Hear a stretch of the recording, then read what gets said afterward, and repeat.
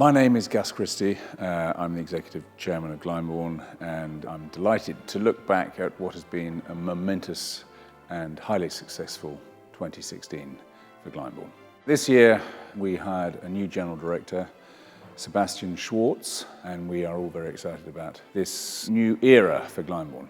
Looking back at this year's festival, it was one of the biggest and most ambitious festivals we've ever had. Starting off with Die Meistersinger, which was a revival of David McVicker's production from 2011. And it was once again an enormous success.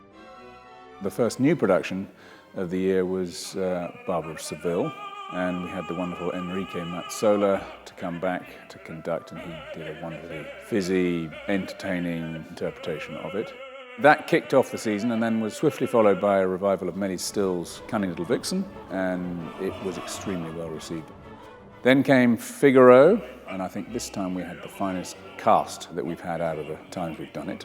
And then we welcomed back Laurent Pelly with a new production of Béatrice and Bénédict, and we had Stephanie Doustrac and Paul Appleby, who were both terrific. And to cap it all, at the end of the season, we ended up with Midsummer Night's Dream. This year was the first year we actually asked our members to vote for their favourite production, and Midsummer Night's Dream came out as the outstanding winner. It's a classic Peter Hall production, first staged in 1981, and it still has all its magic.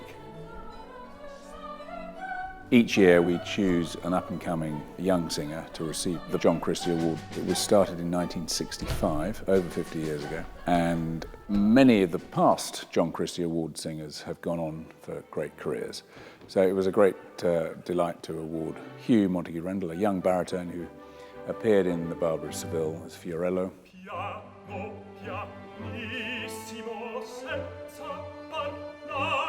The Gly Monterey Opera was started in 1968 by my father, and the idea was to take our operas out to a wider audience away from Glyndebourne. We start here at Glyndebourne for 3 weeks, and then we go to Milton Keynes, Canterbury, Norwich, Woking and Plymouth. This year we did a new production of Puccini's Madame Butterfly, which has never been done at Glyndebourne. I'm amazed we haven't done it before. The other first this year for Glyndebourne, we decided to reveal what goes on behind the scenes. And so we took Don Giovanni, and it's called Behind the Curtain. We engaged a presenter, Paul Rissman. It literally was going behind the scenes and pressing pause at certain moments and then talking to the singers, talking to the conductor, and it was extremely well received.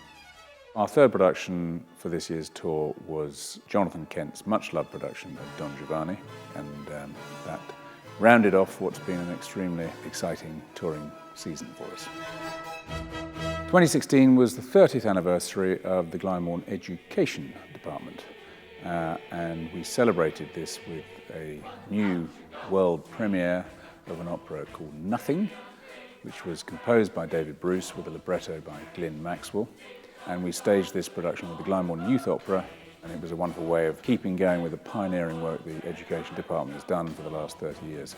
And it has been shortlisted in the Stage Works category at the 2016 British Composer Awards. So this year, as part of our 30th anniversary celebrations, we decided to launch 2 new awards.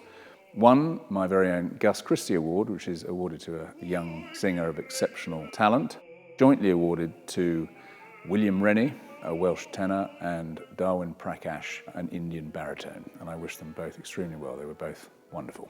And the other is a Bill Weston Award, and this went to a young lady called Jasmine I. Higgs.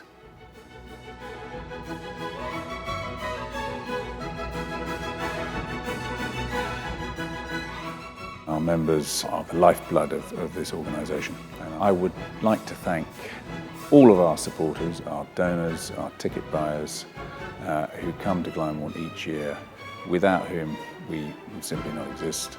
I would also like to thank all of our staff who work tirelessly throughout the year, and to wish all of you an extremely Merry Christmas. Before the end of the year, you can catch our performance of The Barber of Seville on BBC 4 on December the 18th, which will be preceded by a documentary featuring my wife Danielle Denise singing the role of Rosina in The Barber of Seville. And here's a sneak peek of The Barber of Seville.